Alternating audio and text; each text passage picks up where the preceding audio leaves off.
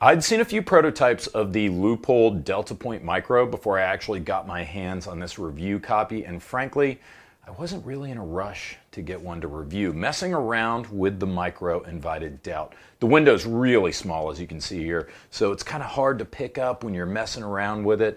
The battery in the back increases the overall length of the gun, and it looks a little bit like a Glock cyst. It just doesn't look cool, bros. Cardinal sin of the post-Instagram gun community. But my buddy Jack at Thunder Ranch still urged me to try it, and Jack's opinion goes a long way in my book, so I eventually got one to review. And I was surprised about some things, not surprised about some other things, and I have a bit of a revised opinion on this newfangled laser sighting machine.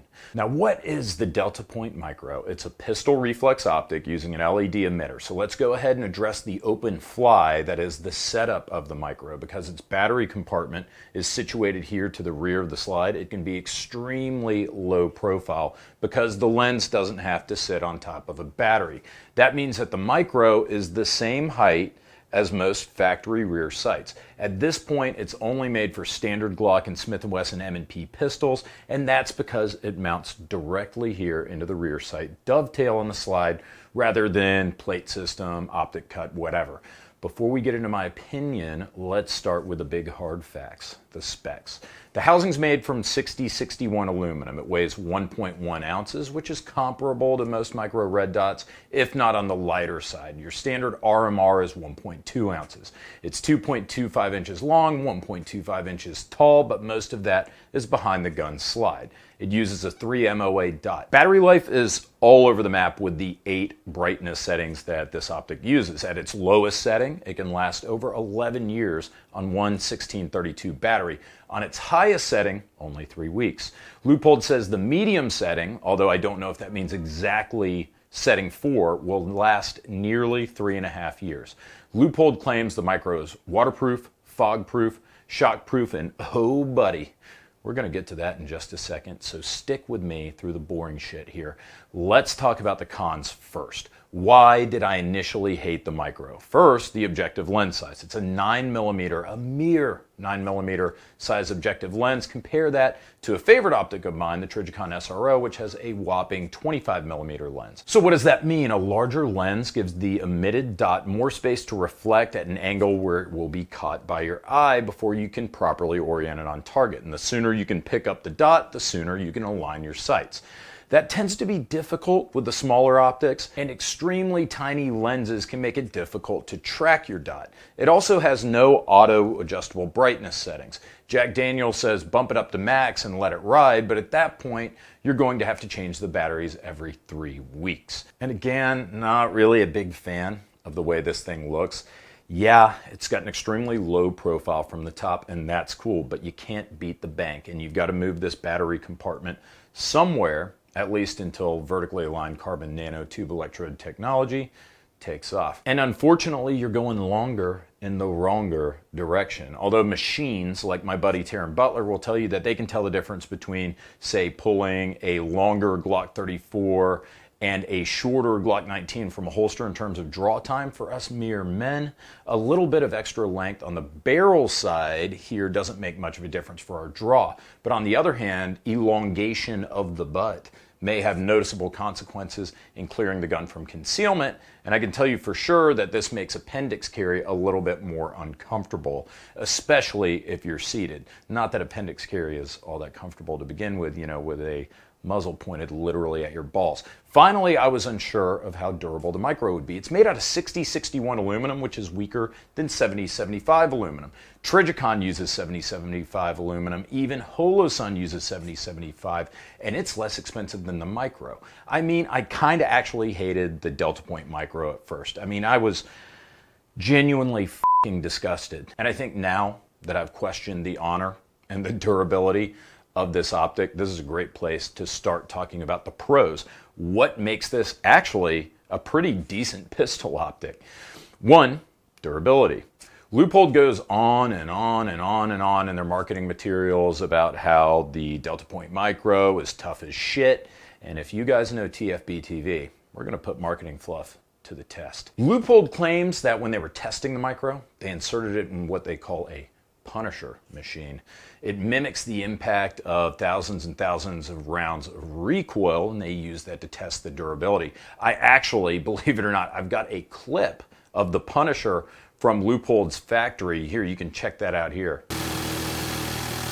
Oof, god dang, that looks punishing, absolutely brutal and kind of familiar in a weird way to me at the same time. Now, the Micro's glass comes with something that Leupold calls the Diamond Coat 2, which Leupold describes as a coating to the lens surface for scratch resistance far beyond industry standards. But I wasn't just going to take Leupold's word for it. I subjected the Micro to my own Diamond Punisher test. Picture this. You install the Micro on your brand new gun, and you're carrying it, minding your own business, doing the normal stuff that you do day in and day out. Suddenly, it falls 100 feet out of a helicopter onto a road. A familiar, relatable situation for all of us. Would the Micro hold up to that? No review is going to be complete without testing it, so that's what I did. I threw it out of a fucking helicopter onto a gravel road from 100 feet up in the air. Ready for it?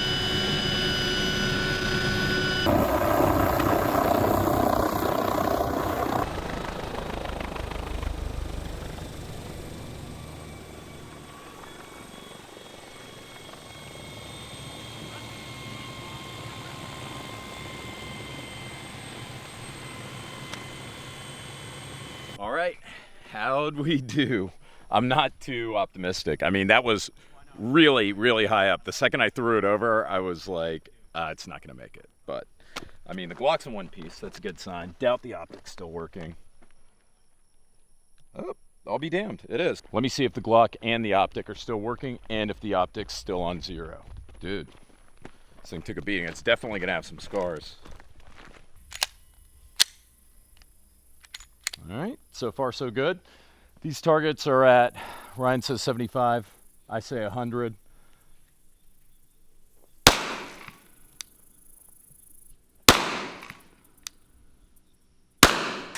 There it is. Oh, we got one. And there's 2. So it seems like it's still zeroed. It's still functioning. So I'm really impressed with the Leupold, whatever.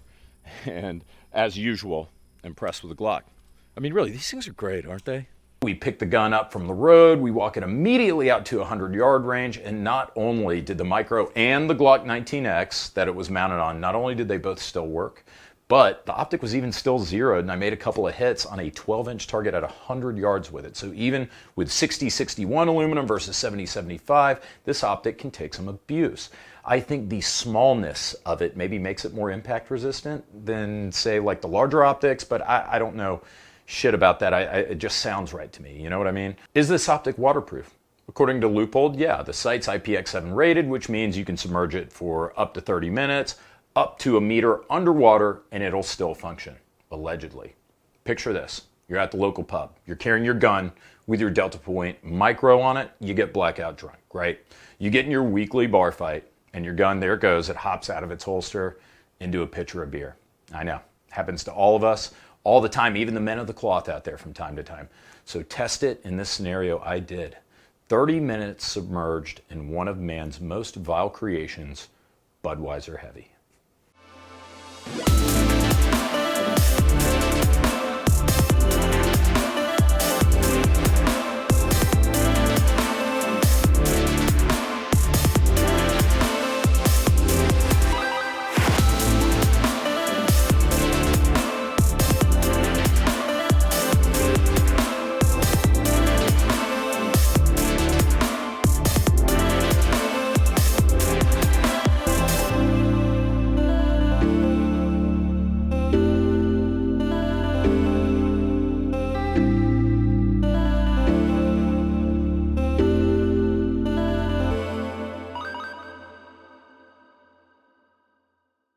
So as you can see from the test, I've left this, it was about like 32, 33 minutes, left it submerged in, completely submerged in Budweiser Heavy.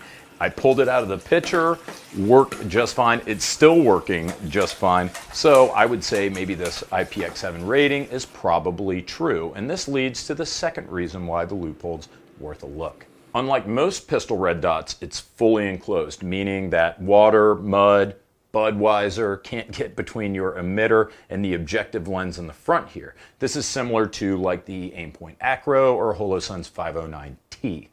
Reason number 3 to look at this thing. In the past 5 years, red dots have gone from novelties to necessities, meaning that many or even most new handguns being introduced come with a slide ready for a dot, or they might even come pre-packaged with a dot. Think about like the Kimber Mako or the Springfield RDP. But think about it, for every pistol that has a red dot cut, there's at least got to be 100 other pistols out there that have what I call uncircumslides, slides with no cut to mount an optic. The Delta Point Micro is a bit of a solution to this, as it simply replaces the rear sight on your pistol, no circumslide required. This already buys it a huge potential customer base of people who don't want to replace their carry guns, but they want an optic. If you have a standard Glock, if you have a standard M&P, you can mount the Delta Point Micro. Okay, so what if I don't want to take out my rear sight? Not to worry, my friend. There's reason number 4. If the battery dies, something screws up with your micro, it can be used like a ghost ring sight, and there are 2 milled holes on the back of the sight to align with your front sight, so you can still get good sight alignment, good sight picture without the dot. I really wish it had tritium inserts, but it's good enough as is. So this leads us to reason number 5, and this is a big one. You don't have to reconfigure your brain to use the micro the way you rethink using a red dot. I hated red dots for the longest time, like the standard vertical red dot, because you have to learn how to hunt for the dot.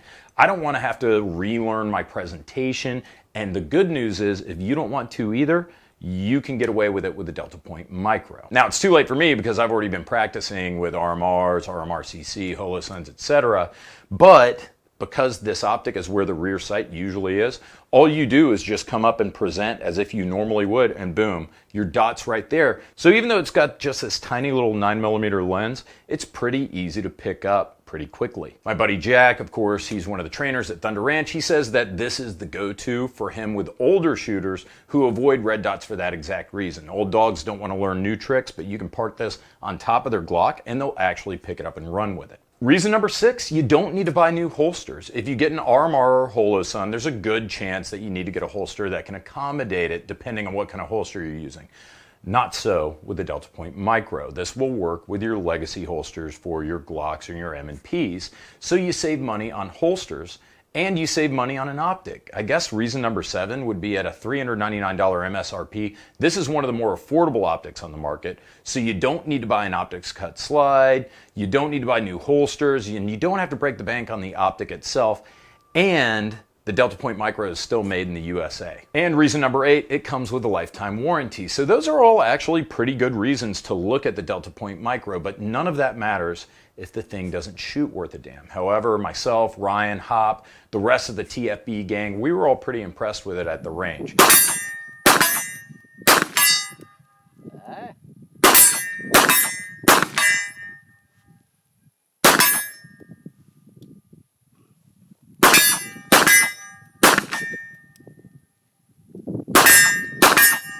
While it was a little bit panic-inducing at first to work with such a small objective, and once or twice I did skip a beat finding it, I think ultimately this is something that you'd get the hang of pretty quickly, especially if you're coming fresh off of iron sights. It was also surprisingly easy to track through recoil, since if you're maintaining a proper grip, of course, the dot might bounce off the lens, but it'll land right back where you had it after recoil.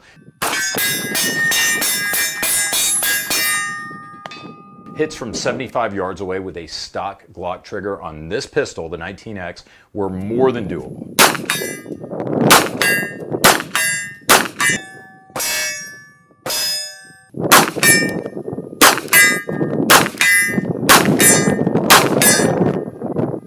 Damn. So does the Delta Point Micro look like Glock elephantitis?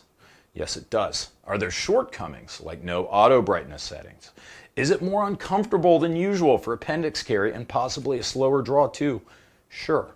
But the battery life's good, the optic's tough as nails, you don't need to buy any new shit to get it to work with what you already have, and it's reasonably priced for a US-made red dot. While I don't think I'm giving up my standard micro red dot optics and changing them all out to the DP Micro, if any one or two of these reasons make sense to you, you should strongly consider the Delta Point Micro. My 19X does not have an optics cut, so the DP Micro is going to stay on it.